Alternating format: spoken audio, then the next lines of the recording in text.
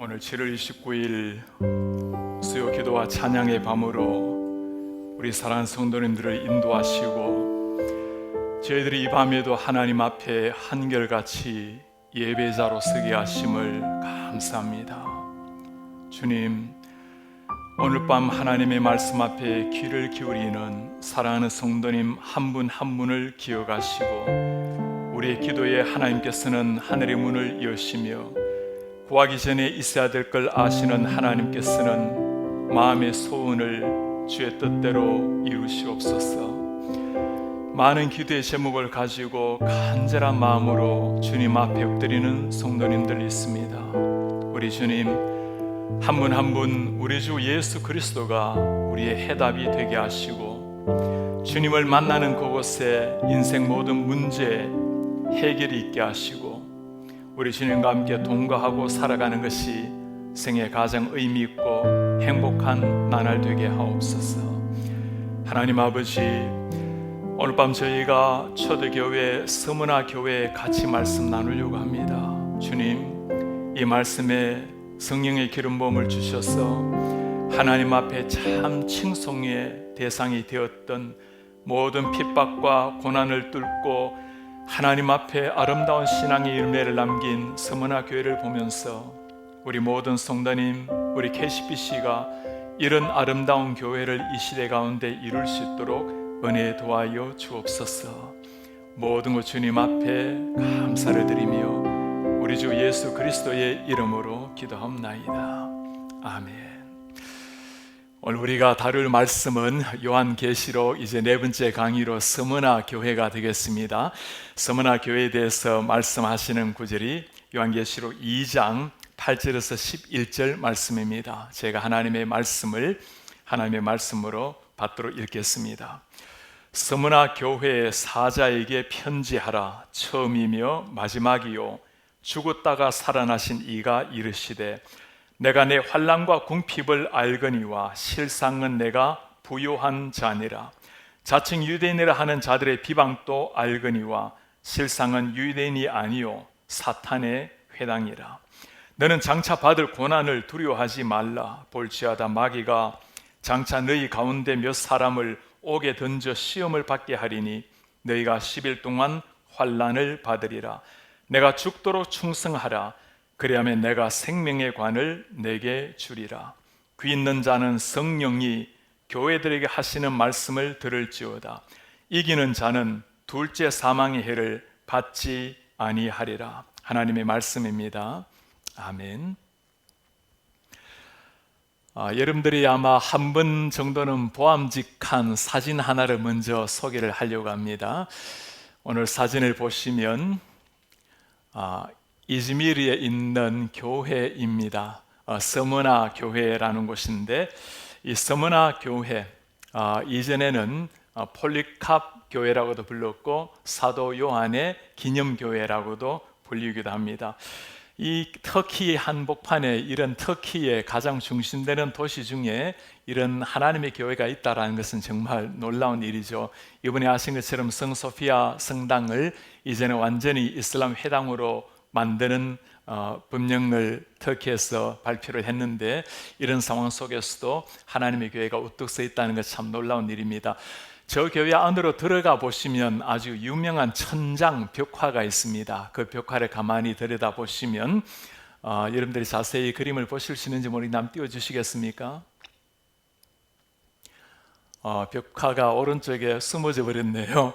오른쪽에 벽화를 가만히 보시면 그 중간에 사도 요한이 중간에 저렇게 화형에 처해지는 사람이 폴리캅입니다. 폴리캅 여러분들이 아시는 것처럼 156년에 순교자로 이 땅을 떠난 분인데 그때 남겼던 유명한 말을 여러분들이 아마 들어보셨죠. 한 번만 예수님을 부인하면 목숨을 살려주겠다 했을 때 예수님께서 지난 86년 동안 한 번도 나를 거부한 적이 없던데 부인한 적이 없는데 내가 어떻게 주님을 부인할 수가 있겠습니까? 그렇게 화형으로 돌아간 사람입니다. 이어지는 전승에 의하면 두 가지 중에 한 가지 선택을 하라고 했습니다. 사자의 밥이 되어서 죽을 것인지 아니면 화형에 처해서 죽을 것인지. 폴리카본 화형을 택했습니다.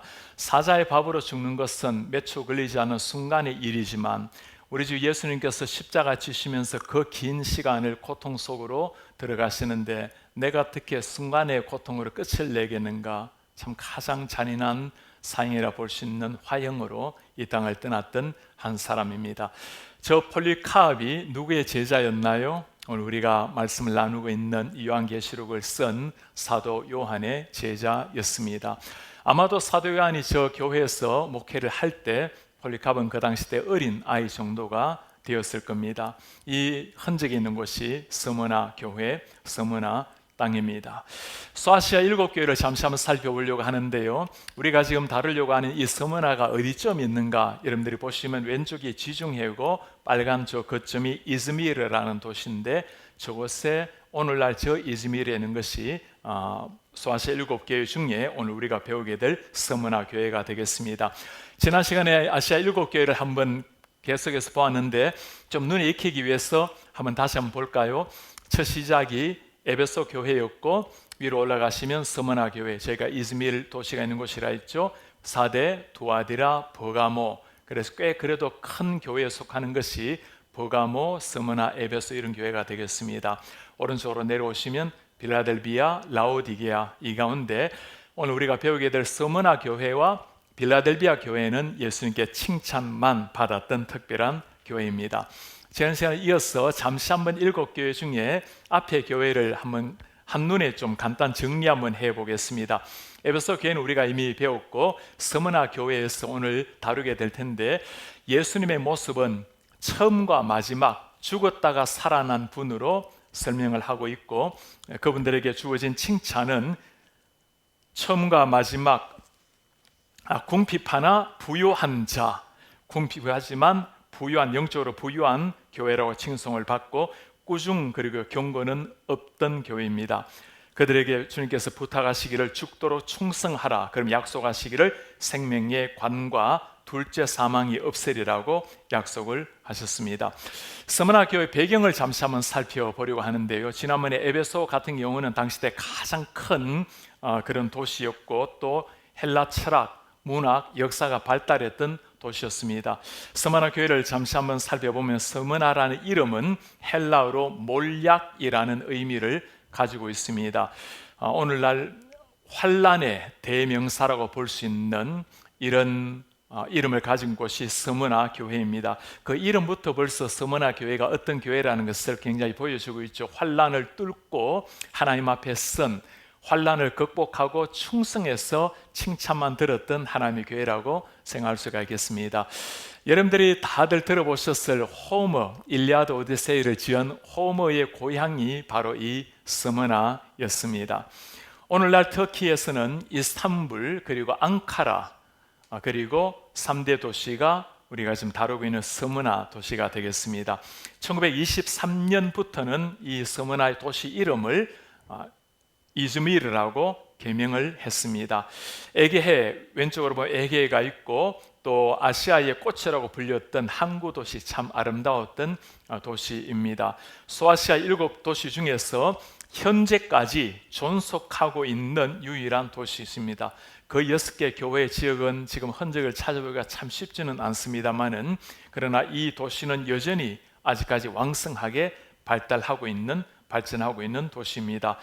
로마에서 로마의 가장 충성한 도시라고 볼 수 있는데, 로마에 충성했다는 말은 당시 때 로마가 신처럼 섬겼던 황제에게 숭배했다는 말이고, 그리고 하나님을 믿는 믿음을 가지기가 쉽지 않았다라는 의미겠죠. 당시에 로마 제국에 반대되는 것은 죽음을 의미했던 시대였기 때문에 가장 충성한 도시일수록 그 속에 살았던 그리스도인들은 어려움을 겪었을 겁니다. 예를 하나 들면 AD 26년에 로마가 티베리우스 황제의 신전을 세울 때 12개 도시 가운데 뽑힌 도시가 바로 이 스무나 도시였습니다. 그만큼 황제 숭배 사상이 높았던 곳이라고 말할 수 있습니다. 이로 말미암아 그들이 겪었던 고난이 본문에 잘 나타나 있습니다. 스무나 교회를 잠시 한번 소개를 하면, 지난번에 에베소 교회처럼 스무나 교회도 바울이 3차 전도 여행할 때 세웠던 교회로 알려져 있습니다. 사도행전 19장 10절에 보면 두 해 동안 이같이 하니 아시아에 사는 자는 유대인이나 헬라인이나 다 주의 말씀을 듣더라. 저곳이 소아시아 지방이라 했죠, 그죠? 저 지방에는 많은 사람들이 와서 사도 바울의 말씀을 듣고 아마 그 가운데 특별한 변화를 받은 사람이 이곳에 교회를 세웠을 것이고 사도 바울이 함께 세우고 역사를 감당을 했겠죠. 부유한 서머나 도시, 저곳은 아주 발달된 항구 도시고 지금 또 3대 도시라고 일컫는 좋은 휴양지이기도 합니다. 그런가 하면 그만큼 도시가 발달되었지만 황제 숭배 사상, 우상 숭배 사상이 심했기 때문에 그곳에 그리스도인들은 굉장히 개토처럼 어렵게 살았던 시절이 있습니다. 그래서 특별히 오늘 이 말씀에는 부요함과 가난함을 대칭해서 말씀을 해주고 있습니다. 로마 제국에서 유대인들에게는 하나님을 예배하는 것을 허용을 했습니다. 유대인들은 하나님을 예배할 수 있었지만 당시 때 기독교라는 것은 유대교의 한 갈래가 아니고 전혀 유대교와 다른, 유대인들의 눈에는 사이비 종교가 되었을 것이고 당연히 기독교인들도 유대교하고는 전혀 다른 거죠.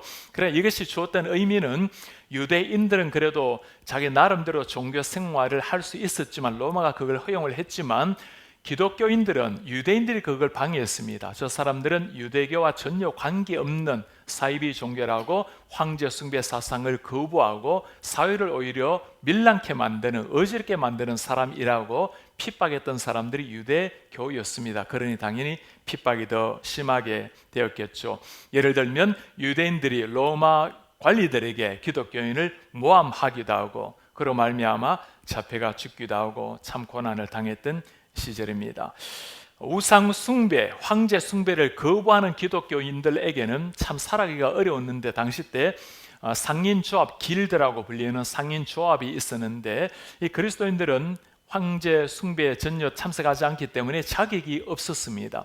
예전에 우리가 학교 다닐 때 고등학교 때 이 길드라는 것을 중세 때 또 어떻게 되었는지 초대 때 어떻게 했는지 배우기도 했는데 이 길드 조합을 통해서 상업이 이루어졌기 때문에 그리스도인들은 거기에 참석을 할 수가 없었고 그로 말미암아 사회에 어떤 한 멤버로 들어갈 수 없었던 그런 상황이었습니다. 당연히 참 먹고 살기가 어려웠던 그 시절이었죠. 오늘 예수님께서 내가 너희들이 받는 그 모든 고난을 잘 알고 있다고 그렇게 격려를 해 주십니다.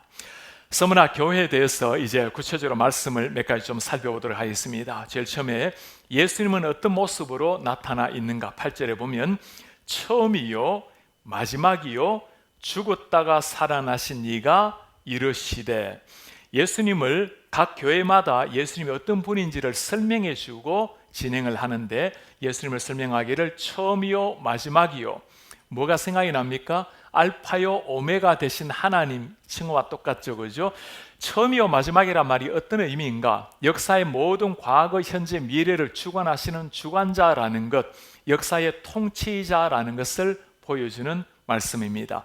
그리고 죽었다가 살아나신 이라는 의미는 말 그대로 죽었다가 십자가 지셨다가 부활하신 예수 그리스도, 이 말씀을 당시 때 적용을 하면 이 도시 자체가 죽었다가 새롭게 살아난 도시 상황에 굉장히 알맞는 말씀이라고 볼 수 있습니다. 또 한편은 서머나 교회 자체가 현실에는 굉장히 고통스럽게 십자가를 지는 듯한 아픔으로 살아가지만 그러나 궁극적으로는 부활하신 예수님, 승리의 예수님처럼 미래는 안전하다는 것을 보여주는 거죠. 오늘 예수님의 모습이 당시 서머나 교회에는 그 예수님의 이름 자체, 처음과 마지막 주관자 되시는, 역사의 통치자 되시는 주님, 죽었다가 살아나신 부활하신 주님, 이 자체가 그들에게는 위로가 되고 일어설 수 있는 확신이 되었을 겁니다. 서머나 교회뿐만 아니죠. 오늘날 이 시대 많은 교회가 시대 앞에서 때로는 새 속의 거센 물결 앞에, 신학적으로는 성경을 그대로 믿지 않는 자유주의 신학 앞에 성경을 가지고 있다고 말하지만 성경대로 믿지 않는, 기독교 안에서 오히려 유대교인들처럼 적처럼 있는 많은 사람들, 이런 도전을 받고 있는 게 오늘날 현대교회라고 말할 수 있습니다. 이런 상황 속에 이 전방위적으로 압박이 다가오는 이 시대 속에서 어떻게 우리가 이 환난을 이겨내고 때로는 다가오는 공핍을 이겨내고 하나님의 칭찬받는 교회가 될 수 있는가, 우리가 서문화 교회를 통해서 그 단초를 찾아볼 수가 있을 겁니다.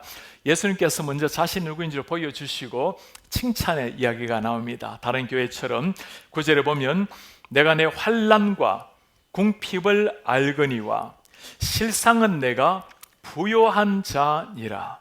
오늘 또 지난 말씀처럼 예수님께서 안다라는 말씀이 나와요. 이 요한이 안다라고 말씀을 했을 때는 굉장히 친밀하게 우리 자신 속마음까지도 정확하게 안다는 걸 의미한다고 말씀을 드렸죠. 우리도 사람을 안다라는 것이 소중한데 하나님이 우리의 속마음까지 정확하게 아시는 하나님께서 내가 안다라는 것, 이건 한 번만 생각해도 그 자체가 우리에게는 참 위안이고 세상에 아무도 몰라준다 하더라도 주님 아시면 된 겁니다 하고 일어날 수가 있는 거죠. 그 주님께서 내가 너의 환난과 궁핍을 알거니와 실상은 네가 부요한 자로다. 환난이라는 말은 감당할 수 없을 정도의 무거운 그 고통을 두고 환난이라는 본래 의미가 있습니다.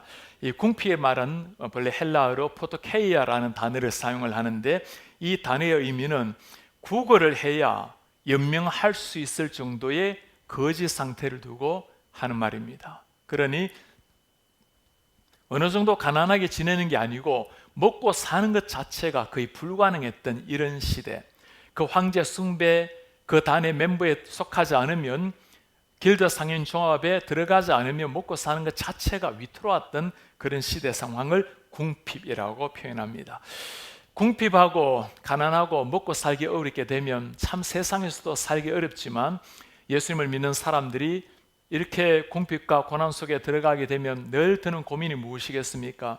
나의 아픔을 주님이 알고 계시는가? 내가 땅 위에서 정말 굳이 이렇게까지 핍박을 받으며 살아가야 하는가? 예수님도 잘 믿고 세상에서 어느 정도 좀 누리면 되지 않는단 말인가? 이때 어떤 위안, 어떤 것도 격려받을 수 없을 때 오늘 주님이 하시는 말씀이에요. 내가 너의 환난과 너의 궁핍을 안단다. 사실 이 말씀을 가만히 묵상해 보면 여러분, 누가 보이십니까? 주님의 제자들이 다 그렇게 살았죠. 예수님께서 그렇게 사셨습니다. 예수님께서 늘 오병이어를 가지고 5,000명을 먹이시듯이 가는 곳곳마다 기적을 행하고 그러지 않으셨죠, 그죠? 꼭 하나님의 모습을 보여주시고자 할 때 행하신 일이고, 예수님께서는 평소 때 머리 둘 곳 없이 계셨던 주님, 배고픔으로 때로는 허기지셨던 우리 예수님, 제자들도 마찬가지였습니다. 주님 당신께서 환난을 아시고 궁핍함을 아셨죠. 그 가운데서 사명을 이루신 주님, 마지막에는 옷가지 하나도 남김없이 다 찢기시고 주시고 돌아가신 우리 예수님, 바로 이 아픔을 겪은 사람들을 그대로 아프셨던 예수님의 모습입니다. 오늘 신앙인들 가운데 이런 분들 참 많이 계시죠. 땅 위에서 그렇게 신실하게 살아가려고 노력을 하는데도 왜 내 인생이 이렇게 땅 위에서 핍박과 고난의 인생이 계속 돼야 되는가? 참 아픔 속에서 고민하며 살아가는 분들 참 많으실 겁니다. 우리가 아무리 위로하고 힘준다 한들 우리 주님만 하겠습니까? 예수님이 하시는 말씀이에요. 네가 신앙을 위해서 받는 핍박, 나를 위해서 때로는 받는 그 고난, 궁핍함을 내가 잘 아노라. 선교제 선교사님들이 힘을 내어서 어려운 상황 가운데 이겨낼 수 있는 비결이 바로 이 말씀에 있는 겁니다. 9절에 그럼에도 불구하고 주님께서 하시는 칭찬은 부요한 자라는 칭찬입니다. 부요한 자, 경제적으로는 가난했지만 영적으로 부요한 사람들, 부요했던 교회. 우리 KCBC가 나아가야 될 교회의 방향이 바로 이것입니다. 우리 교회가 하나님 앞에 부요한 교회라고, 영적으로 충만함이 있는 넘치는 교회라는, 여러분들의 개인의 삶도 마찬가지입니다. 사람들은 눈에 보이는 겉을 가지고 평가를 하지만 하나님께 평가를 받아야 우리 속마음이 편합니다. 그게 진짜 행복한 사람의 모습입니다. 9절 한번 보도록 할까요? 자칭 유대인이라 하는 자들의 비방도 알거니와, 예수님께서 아신다는 말씀을 반복하시죠. 실상은 유대인이 아니요 사탄의 회당이라. 예수님께서 이렇게 아주 심하게 말씀하시는 경우가 성경에 가끔 있는데, 예를 요한복음 8장에 보면 요한복음에 똑같이 나오는 말씀이 너희 아버지는 마귀라고, 우리가 아브라함의 조상이 아브라함인데 누구에게도 종이 된 적이 없다고 예수님께서 하신 말씀이죠. 너희들의 아비는 마귀라. 그만큼 하나님 앞에 적대적으로 살아갔던, 아예 하나님을 몰랐던 사람도 문제이지만 성경을 가지고 하나님의 이름을 불렀지만 전혀 하나님이 보내신 예수님을 몰랐던 사람을 향해서 하나님께서 내뱉은 독설이라고 말할 수 있습니다. 당시에 유대인들이 기독교인들을 어떻게 대했는가? 원수들처럼 여기고 자신들의 유대교의 사입이라고 여기면서 원수처럼 여겨서 이들을 로마 정부에 고발하기도 하고 고난을 당하게 만든 거죠. 성경을 잃은 사람들 두고 육신에 속한 유대인이라고 다 예수님을 모르는 건 아니죠, 그죠? 니고데모도 있고 또 경건한 유대인들도 있고 주님 앞에 변화받은 많은 사람이 있죠. 형식적인 할례당들, 겉모습의 할례, 아브라함의 피를 이어받았다고 하는 사람들, 율법주의자들, 율법 때문에 하나님을 온전히 모르고 율법의 길이 막혀서 예수님께로 못 나아간 사람들, 이런 사람들은 교회를 위해서 핍박하는 자들로 나아가게 되었다는 겁니다. 그러니 유대인들이라고 무조건 나쁘게 볼 것은 아니지만 유대인들 중에서도 특별히 기독교인들에 대해서 적대적으로 행했던 사람들은 굉장히 많았습니다. 일반 유대인들이 아니라 그들 중에서는 산헤드린, 또 제사장들, 율법사들, 이런 사람이라 말할 수 있겠죠. 사도 요한 시대 때 이 스무나 지역에 어느 정도 유대인들이 거주를 했는가? 약 2000세대 정도 거주했다고 알려져 있습니다. 아마 성인들과 아이들을 치면 7500명 정도의 유대인들이 거주했다고 말할 수 있습니다. 제가 좀 연구하면서 이 숫자가 어떻게 나왔는지, 당시 때 인구조사가 되었는가 한번 연구를 보니까 인구조사가 남아있는 것은 없지만 세금을 거둔 기록이 있어요. 그 세금을 얼마를 거뒀다를 추적해 들어가면 당시 때 인구가 얼마나 되었다라는 게 알 수 있는 길이 있습니다. 그들을 향해서 우리 주님 하시는 말씀, 환난, 궁핍, 비방을 내가 안다. 환난, 궁핍함, 비방받는 것, 여러분 이 세 가지는 어떤 그리스도인, 아니 일반 누구라도 피하고 싶은 단어입니다. 우리는 이 단어를 바라보면 비극적인 삶이라고 피하려 하지만 사실 1세기 그리스도인들에게는 피할 수 없는, 이것은 그리스도인이라면 반드시 거쳐야 될 삶 자체였습니다. 사실 우리 예수님께서 뭐라 말씀하십니까? 내가 나를 따라오기를 원하느냐? 네 자신을 부인하고 십자가 지고 나를 따르라. 예수님을 따라 살아가는 삶 자체가 고난의 삶이었어요. 그러니 비방도, 환난도, 궁핍함도 정말 예수님을 신실하게 믿는 사람들에게는 우리가 예수님의 십자가의 고난에 동참하는 기쁨의 정표였습니다.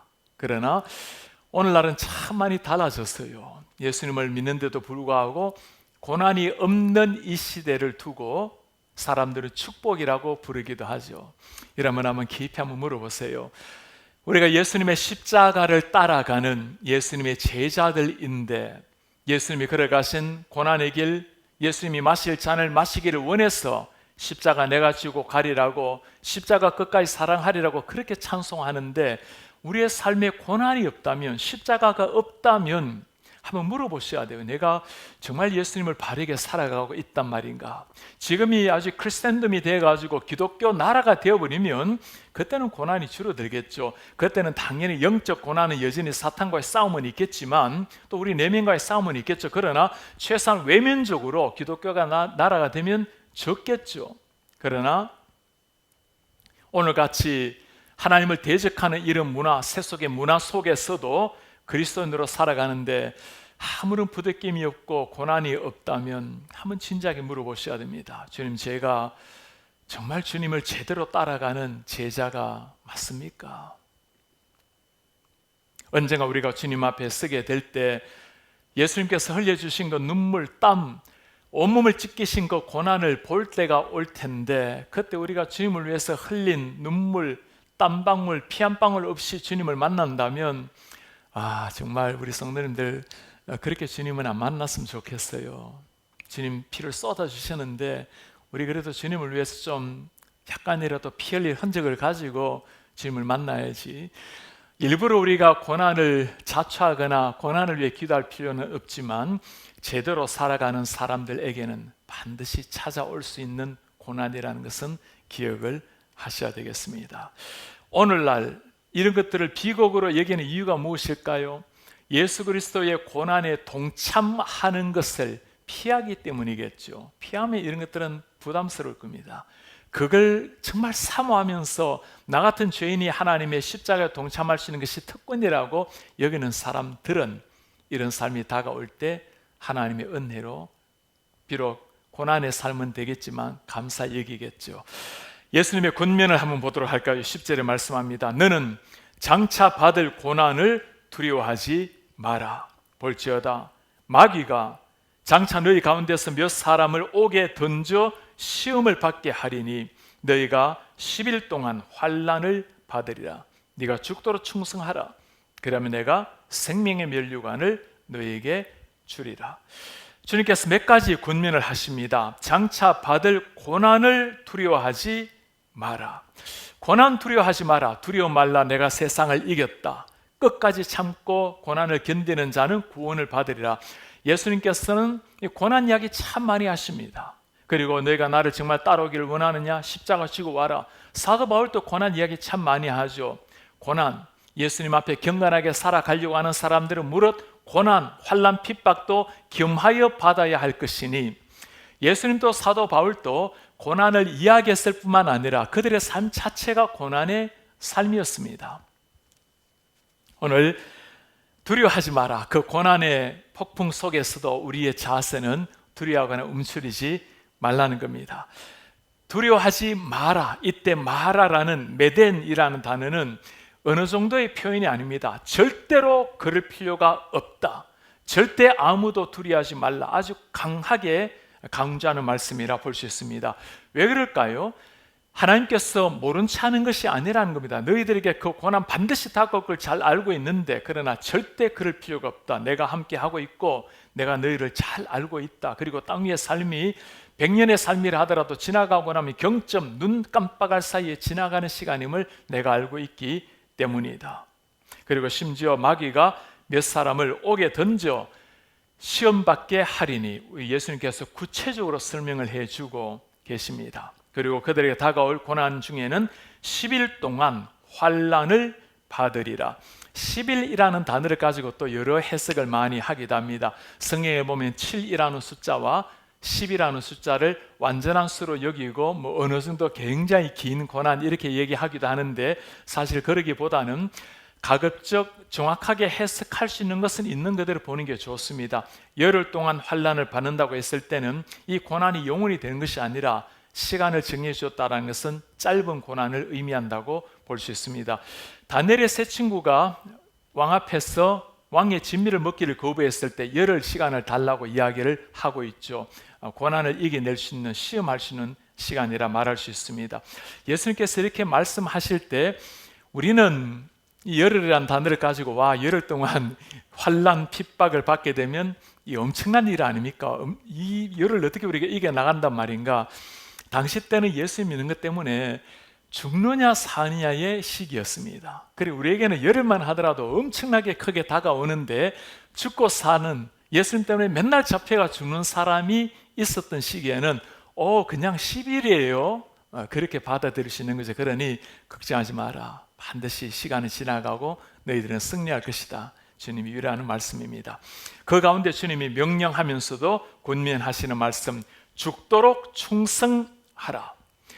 죽는 자리까지 끝까지 이겨내라. 충성이라는 것은 한결같이 신실하게 나아가는 겁니다. 그러니 끝까지 이겨내는 자세. 우리 예수님의 삶 자체가 그러하셨죠. 예수님은 하나님 앞에 충성하셨고 사명에 충성하셨습니다. 십자가에 죽기까지 사명을 위해서 당신의 삶을 바치셨다는 말씀입니다. 예수님을 따라가는 우리를 위해서 주님이 하시는 부탁이에요. 끝까지 충성. 생명의 관을 너에게 주리라 약속을 하시죠. 운동 경기가 당시에 활발했던 스무나 도시입니다. 운동 경기에서 승리한 사람에게 준 상 중에 하나가 생명의 관이었어요. 그러니 아마 사람들에게는 저 관이 최고의 사람에게 주어진다는 것을 잘 알았을 겁니다. 성경에 보면 7가지 관, 면류관 이야기가 나오는데 한번 정리해 보면 생명의 관, 예전에는 면류관이라는 말이 많이 썼죠, 그죠? 생명의 면류관, 의의 면류관, 영광의 면류관, 석자는 면류관, 기쁨과 자랑의 면류관, 영화의 면류관, 정금의 면류관, 이런 다양한 면류관 이야기를 주님이 하고 계십니다. 성경에서 이렇게 면류관, 관 이야기를, 크라운 이야기를 하면 많은 사람들 궁금해합니다. 정말 이 상급에 차등이 있고 여러 가지 종류가 있단 말인가? 이 상급에 대해서는 다시 한번 좀 깊이 다룰 기회가 있으면 좋겠습니다만은 간단하게 설명을 드리자면, 성경에서 무엇인가 우리에게 말씀을 하실 때는 1차적으로는 문자 그대로 받아들이는 게 좋아요. 생명의 관이 어떤 건지는 정확하게 내가 모르지만, 의의 면류관이 어떤 게 정확하게 모르지만 하나님께서 정말 소중히 여기고 우리에게 상을 주신다. 생명의라는 단어도 중요하지만 하나님이 나에게 주시는 상이 있다라는 것, 명확하게 그 이야기를 주님이 하신다라는 것, 그래서 우리의 수고와 헌신을 주님이 기억을 하고 있다라는 걸 잘 받아들여야 되겠죠. 자, 그런가 하면 그러면 생명의 면류관, 의의 면류관이 다 차등이 있단 말인가? 천국에는 차등이 없어야 천국이 아닌가? 이런 이제 생각이 나올 수가 있겠죠. 이렇게 이해하시면 좋겠습니다. 생명의 다양한 면류관이 있을 때 우리가 생각하는 A학점, B학점, C학점의 차등이라고 보는 것보다는 하나님께서 우리에게 어떤 상을 주신다 하더라도 그 상이 우리에게는 최고의 만족이 될 수 있다는 것, 그게 만일 하늘나라에서 하나님이 더 원하셔서 주신다면 하면 그럴 수 있는 거죠. 심는 만큼 거두고 하나님께서 수고한 자에게 내가 그 너희의 수고가 헛되지 않을 줄을 내가 알미니라, 그 말씀을 보면 하나님께서 10달란트를 남겼을 때, 100달란트를 남겼을 때 그에 맞는 상을 주시는구나 생각할 수 있습니다, 그죠? 그러나 우리에게는 늘 문제가 그러면 10달란트는 100달란트보다 10분의 1인데 10%의 기쁨이란 말인가? 그게 아니라는 겁니다. 어떤 상을 받는다 하더라도 그 자체가 본인에게는 가장 큰 만족이 될 수가 있다라는 거죠. 자, 그렇게 일반적으로 해석을 할 수 있는데 이런 부분은 정말 우리가 천국 가서 주님 앞에 서서 그날 봐야 할 일입니다. 저는 주님께 섰을 때 저는 주님의 천국의 문턱에 딱 걸려서 올라가면 그걸로도 만족하고 감사하겠어요. 가끔 사람들이 당신 그렇게 열심히 일 안 하면 천국 가면 개털모자밖에 없어요 라고 이야기하는데 저는 정말 천국에 개털모자라도 썼으면 좋겠어요. 저는 예수님 그분 앞에 서는 것만으로도 더 이상 바랄 게 없을 것 같습니다. 주님께서 주시는 생명의 관 내게 주리라. 그만큼 하나님이 이 스마나 교회를 기쁘게 즐겁게 알고 여기신다는 말씀이죠. 주님께서 하시는 약속도 있습니다. 이미 약속 중에 생명의 관을 주리라 말씀도 하셨고요. 11절에 보면 이기는 자는 둘째 사망의 해를 받지 아니하리라. 둘째 사망의 해, 이기는 자라는 것은 끝까지 견디는 사람이라 봐야 되겠죠. 둘째 사망이란 말이 무슨 말일까? 일반적으로 해석하기는 첫째 사망은 육신의 사망이라 볼 수 있겠고, 둘째 사망은 최후의 심판을 통한 영원한 죽음이라고 말할 수가 있겠습니다. 우리 예수님께서 오시는 날, 재림하시는 날은 모두가 심판대 위에 서게 될 것입니다. 생명으로 나아가는 심판이 있고 영원한 죽음으로 나아가는 심판이 있죠. 그때 둘째 사망에서 벗어난다고 할 수 있겠습니다. 그래서 하는 사람은 계시록 뒤에 보면 영원한 불못으로 던져지리라고 말씀을 하고 있죠.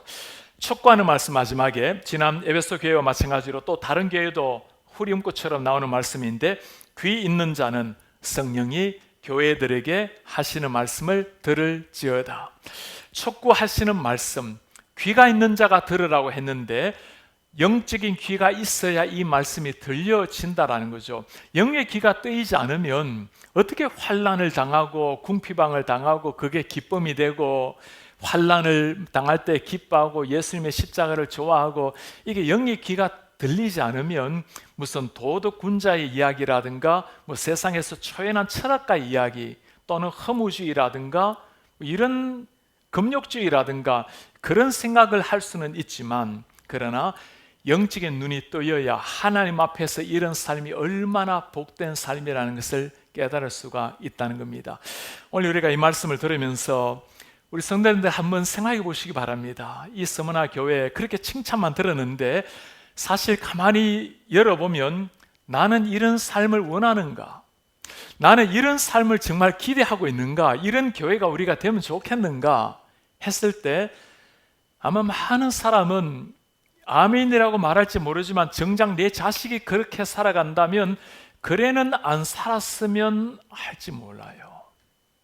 그러니 성령이 교회들이 하시는 말씀을 들을지라고 말을 했을 때 진작에 우리 이 말씀 앞에 영의 눈을 열고 물어보셔야 됩니다. 주님, 제가 서머나 교회를 열망하는데 정말 이런 교회가 되기를 원합니까? 제가 그렇게 살기를 원합니까? 자식들이 그렇게 살기를 원합니까? 예스가 되면 정말 하나님 감사합니다. 우리가 주님의 십자가의 고난이 무엇인지를 아는 사람이죠. 머뭇거리거나 뭔가 아니라고 생각이 든다면 이 말씀을 그냥 이해했다고 생각하지 말고 한번 기도해 보시기 바랍니다. 왜 예수님께서 이런 환난, 핍박, 고난, 궁핍, 심지어 몇 사람이 잡혀가지고 죽기까지, 순교까지 이야기하시는데 이것이 그들의 칭찬의 대상이 되고 내가 내게 생명의 멸류관을 주리라고 말씀을 하실까?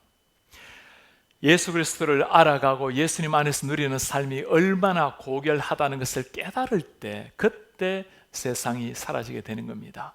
세상의 화려한 것 다 눈물게 해달라고 여러분 그렇게 기도할 것이 아니죠. 정말 주님, 찬란하게 빛나는 하나님의 태양보다 빛난 주님을 보게 해주십시오. 태양을 보게 되면 땅 위에 샹들리의 화려한 것들 다 의미 없어지는 거예요. 태양을 보았는데도 그런 것에 연연하며 살아간다면 물어봐야 됩니다. 내가 진짜 태양을 본 게 맞는지. 오늘날 우리에게 주님이 하시는 말씀입니다. 성령이 우리의 귀를 열어서 말씀을 듣게 하라. 말씀을 듣는 것도 중요하지만 더 중요한 게 있다면 반응하는 거죠. 이제 이 말씀이 우리의 가슴에 새겨져서 주님, 제가 일부러 고난을 향해서 궁핍을 향해서 나아가실 수는 없습니다. 그러나 우리 하나님, 내가 그런 삶이 아니라면 정말 주님 앞에 바르게 살고 있는지를 돌아보게 해 주십시오. 돌아보셔야 되겠죠. 자, 우리 서머나 교회를 통해서 우리 KCBC에 주는 적용을 몇 가지 한번 살펴보도록 하겠습니다. 첫 번째는 하나님을 소유한 진정한 부유한 자가 되라. 오늘 궁핍한 가난한 서머나 교회 이야기를 들었는데 그럼에도 불구하고 너는 부유한 부자라고 말씀을 합니다. 왜 그래요? 예수님을 소유하고 있기 때문입니다. 이 세상의 싸움은 크게 보면 돈과 하나님의 싸움이라고 자크 엘룰이 돈이냐 하나님이란 책에서 강조를 하고 있습니다. 많은 사람의 결정적으로 사람을 움직이는 그 핵심으로 들어가게 되면 하나님이 나를 지배하고 있는가 아니면 돈이 나를 지배하고 있는가. 영적으로 부유한 사람이 되라. 두 번째는 고난을 이겨내고 승리하는 신자가 되라. 신앙인의 삶에 고난은 필수라는 겁니다. 고난을 피하게 해달라고 기도할 게 아니라는 거죠. 고난을 통해서 오히려 주님을 더 깊이 알고 더 성숙한 신자가 되게 해달라고 그렇게 기도를 해야 되겠죠. 제가 중국에서 핍박받는 교회 성도님들을 참 20년 동안 많이 보아왔습니다. 그분들의 공통적 기도 제목이 이런 거예요. 주님, 우리에게 핍박을 거두어 가지 말아주세요. 핍박을 통해서 더 강하게 일어날 수 있는 믿음을 주세요. 지금도 중국 교회가 이제 참 기독교가 많이 흥흥하다 보니까 이제는 여러 종류의 사람이 나오겠습니다만은 이전에 초대교회 정도는 아니었겠지만 공산주의 나라에서 기독교인 한 명도 없다라고 중국 정부가 선포할 정도였습니다. 그만큼 다 감옥에 넣고 다 순교시물로 죽었다고 생각했는데 그 핍박을 뚫고 오늘날 세계 최고 많은 기독교인들이 우죽순처럼 자라나고 있는 것이 중국 아닙니까? 고난을 통해서 살아있는 하나님의 교회에 살아있는 성도님이 나타나게 된 겁니다. 오늘날 우리의 삶 속에 고난을 피해가게 해달라고가 아니라 주님, 고난을 통과하고 십자가를 통과하고 난 다음에 이전에 귀로 들었던 하나님을 눈으로 보게 하옵소서. 마지막 세 번째, 주님의 말씀처럼 죽도록 충성하라.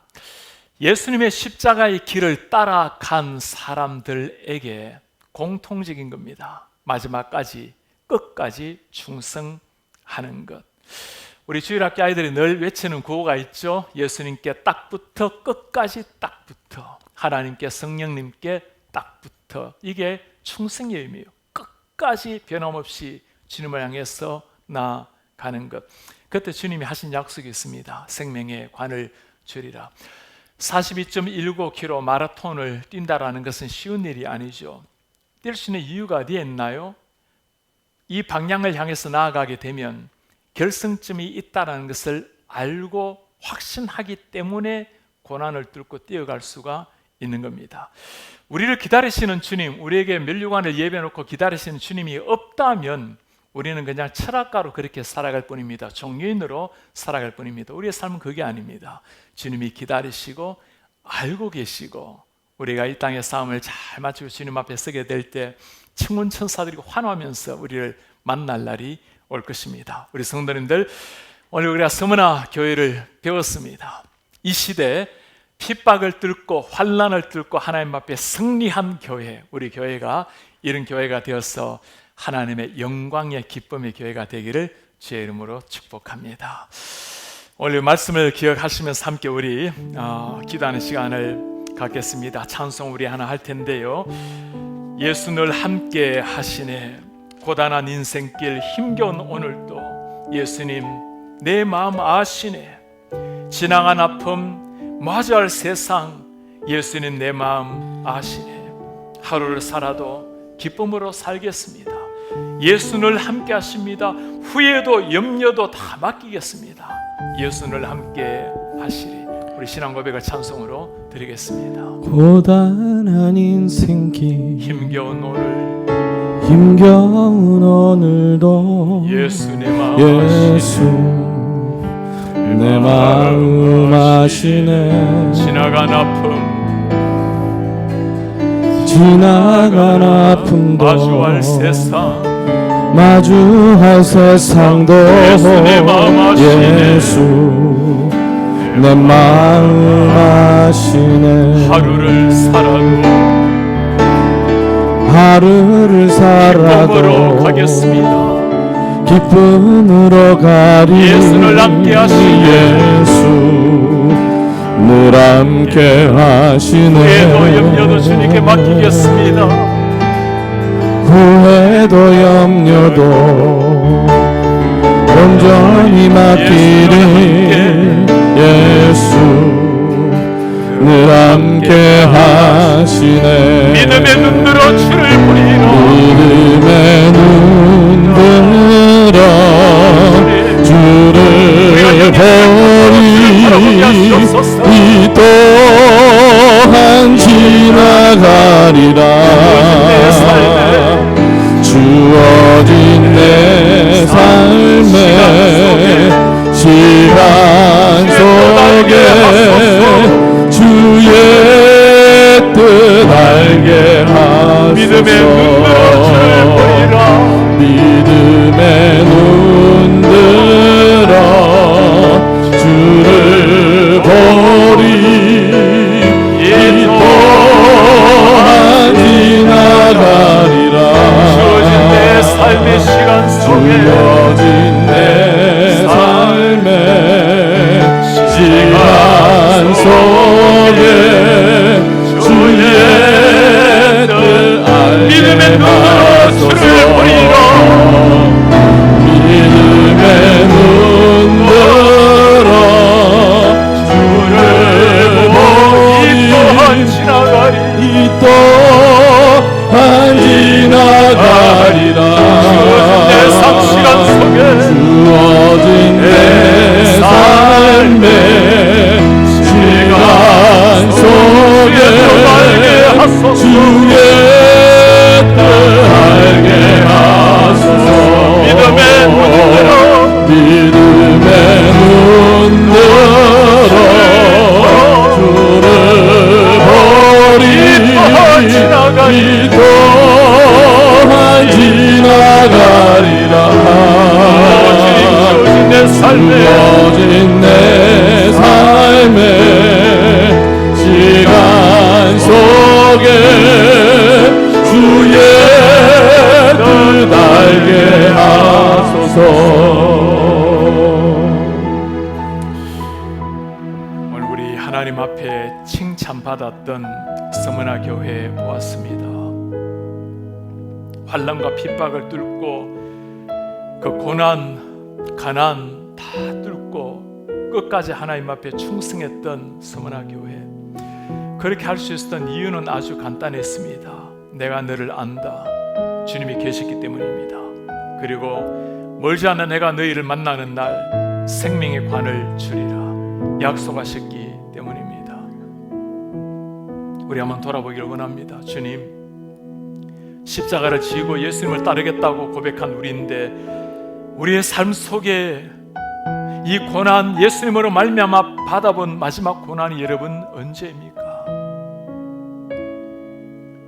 우리 지금 앞에 한번 기도하기를 원합니다. 주님, 제가 우리 하나님께서 주신 은혜를 따라서 어떤 상황, 어떤 고난을 통해서도 주님을 더 깊이 알아가게 하시고 이 고난으로 말미암아 귀로 들었던 하나님을 눈으로 볼 수 있도록 주여 은혜를 도와여 주시옵소서. 이 고난의 세월을 뚫고 이 시대 가운데 더 우리가 십자가의 복음을, 완전한 그 십자가 복음을 담대하게 외칠 수 있도록 주님 은혜를 도와여 주시옵소서. 주님, 우리가 이 시대가 고난이 없는 것을 회개하게 하시고 고난의 십자가, 고난의 피가 없는 것을 안타깝게 여기며 주님의 십자가 동참하는 성도, 십자가의 고난에 동참하는 교회, 주님의 십자가에 함께 나아가는 그의 부활을 체험하는 하나님의 사람들 되게 도와주시옵소서. 고난을 뚫고 하나님의 역사를 이루게 하여 주옵소서. 우리 주님 앞에 주여 한번 부르고 함께 기도하겠습니다. 주여 아버지, 오 하나님 아버지, 우리가 주님 앞에입니다. 하나님 아버지, 고난이 사라진 이 시대 가운데 우리 가슴에 십자가를 따라가는 신앙, 예수님의 고난에 동참하는 신앙, 우리 하나님의 말씀과 하나님의 십자가의 도를 따라서 기꺼이 피를 흘리며 눈물을 흘리며 땀을 흘리며 살아가는 이런 하나님의 사람들이 될수록 주님 은혜를 도와여 주시옵소서. 하나님 아버지 빕니다. 아버지 그렇게 은혜를 도와여 주셔야 되겠습니다. 하나님 아버지, 고난이 없는 것을 부끄러이 여기게 하시고 내 속에 십자가가 사라진 것을 하나님 아버지 우리가 뜻대로 있도록 주님이 도와주시옵소서. 오 하나님 아버지, 끝없는 핍박 속에, 환난 속에서 믿음으로 담대하게 나가서 승리한 이런 초대교회 서머나 교회를 우리 가슴 속에 새기도록 주님 은혜를 도와여 주시옵소서. 우리 주님 그 사명을 위해서 나아가기를 원합니다. 그 생명의 사역을 위해서 우리 그 주님 앞에 나아가기를 원합니다. 주여 역사해 주십시오. 그렇게 이 시대 교회를 깨워주시옵소서. 이 시대 하나님의 백성들을 주여 깨워주시옵소서. 오 하나님 아버지, 그런 교회가 되게 하시고 성도되게 하여 주시옵소서. 그래야 하나님의 역사를 이루는 주의 십자가 동정자가 될수록 주님 은혜를 도와여 주시옵소서. 오 하나님 그 교회 되게 하시옵소서. 날마다 숨쉬는 순간마다, 날마다 숨쉬는 순간마다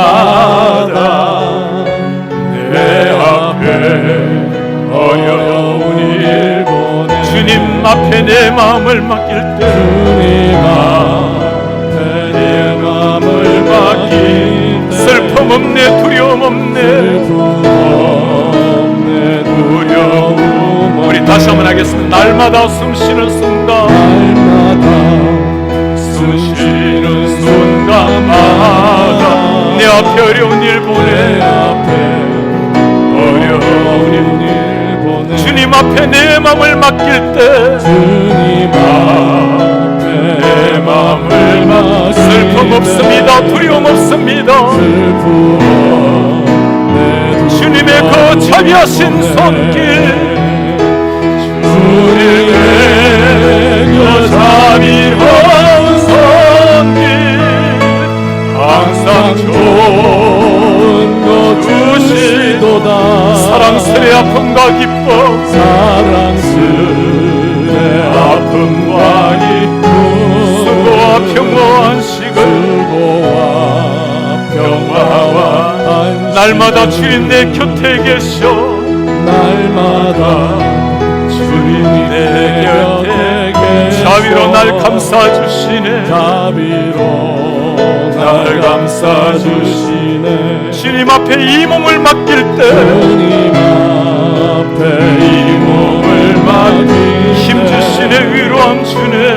주시네 위로함. 어린 나를 품에 안으시사 어린 나를 품에 안으시사 항상 평안함 주시도다. 항상 평안함 주시도다.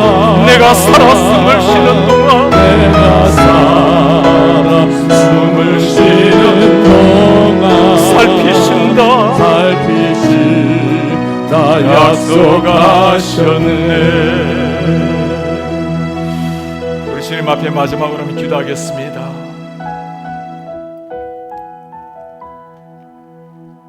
느헤미야의 말씀으로 주일 하나님의 말씀을 듣고 있습니다. 하나님의 위대한 역사, 하나님의 사명 앞에 무릎을 꿇고 기도하며 나아갔던 느헤미야. 이 시대 하나님이 가장 찾으시는 사람, 무릎 꿇는 사람입니다. 우리가 엎드릴 때 하나님이 문을 여십니다. 우리 주님 앞에 기도하기 원합니다. 주님, 우리 KCBC가, 우리 가정이 내가 기도의 용사로 일을 쓸 수 있도록 도와주십시오. 사도행전의 그 뜨거운 역사, 초대교회의 핍박 속에 이겨낼 수 있었던 역사, 하나님 앞에 무릎을 꿇었을 때 하나님이 주신 능력으로 이겨내었던 역사입니다. 주여, 우리 교회 가운데, 우리 성도님들 가운데 기도의 무릎이 강해지게 하시고 기도의 역사가 일어나게 하시고 기도의 거센 파도가 일어날 수 있도록 은혜를 도와여 주옵소서. 이 기도로 말미암아 우리 모두가 시대 가운데 느헤미야 같은 심정을 가지고 우리 교회를 일으켜내고 이 시대 교회를 품고 기도함으로 말미암아 민족을 일으켜내는 이런 하나님의 교회가 될 수 있도록 주님이 은혜를 부어주시옵소서. 기도용을 부어주시옵소서. 기도하는 성도 될 수 있도록 주 은혜를 도와여 주옵소서. 우리 주여 한번 부르고 마지막으로 기도하겠습니다. 주여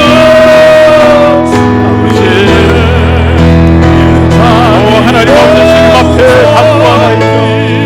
하나님 아버지의 사랑하는 주의 백성들 붙들어 주셔서 우리 마음속에 천국의 기쁨, 감격 넘치게 하시고 그 기쁨으로 순간마다 주님 앞에 무릎을 꿇고 기도하며 나아갈수록 주님 은혜를 도와여 주시옵소서. 우리 하나님 앞에 간곡히 부탁을 드립니다. 하나님 아버지, 비오니 우리의 심정에 기도에 임해야 되겠습니다. 기도의 거센 바람이 일어나야 되겠습니다. 똑같은 기도에 임해야 되겠습니다. 주님 은혜를 더해주시고 역사해 주십시오.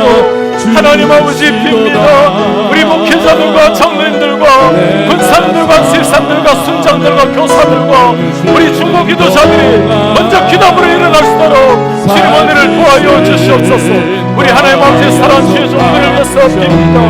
하나님, 우리의 가슴 속에 기도의 영이 임하여서 전능하신 하나님 아버지 비오니 주여 기도의 영으로 우리를 새롭게 하시옵소서. 주여 기도의 거센 바람 우리 속에 일어날 수 있도록 주님 은혜를 도와여 주시옵소서. 오 하나님 아버지 빕니다. 아버지 그렇게 역사해 주십시오. 오 하나님 그렇게 역사하시옵소서. 오 아버지 이렇게 역사해 주십시오. 오 주여, 우리의 존귀하신 하나님 아버지, 오늘 주님 앞에 무릎을 꿇고 엎드리며 간구하는 기도의 용사들이 하나님 앞에 나왔습니다. 하나님, 이 시대 서머나 교회에 찾고 계시는 하나님 앞에 우리가 그 교회 되게 하옵소서. 비록 핍박과 가난과 비난이 거센 폭풍처럼 몰려온다 할지라도 우리는 움츠리지 아니하고 오히려 폭풍을 뚫고 우리 하나님과 함께 비상할 수 있도록 우리 한 사람 한 사람 가정마다 은혜를 도와여 주옵소서. 고난이 없는 것을 축복이 아니라 정상이 아니라 고난과 십자가가 없는 것이 내 삶에 이상이 없는지를 돌아볼 수 있는 신자가 되게 하시고 온몸에 피 쏟으신 주님을 만나는 순간 우리 주님을 위해 설렘 피의 흔적을 가지고 주님 앞에 쓸 수 있도록 주님 부디 비오니 십자가를 내가 지고 주를 따라가리라 찬송을 넘어 우리의 삶이 되게 하옵소서. 주님, 우리가 기도 용사로 주님 앞에 나아가기를 원합니다. 시대 앞에서 무릎을 꿇는 시대를 품고 눈물로 회개하며 기도하는 기도 용사가 되기를 원합니다. 우리 부모님이 그렇게 살아내게 하시고 그런 자녀들을 세울 수 있도록 도와주십시오. 우리 많은 신앙의 선조들이 그렇게 살아왔습니다. 그 기도의 유산을 우리가 이어받아서 이런 하나님의 교회가 되게 하옵소서. 오늘 주님 앞에 나와 많은 기도의 제목을 가지고 드렸습니다. 구하기도 전에 필요한 걸 아시는 하나님, 마음의 소원 기도의 제목에 친히 하늘의 문을 여시고 응답하여 주옵소서.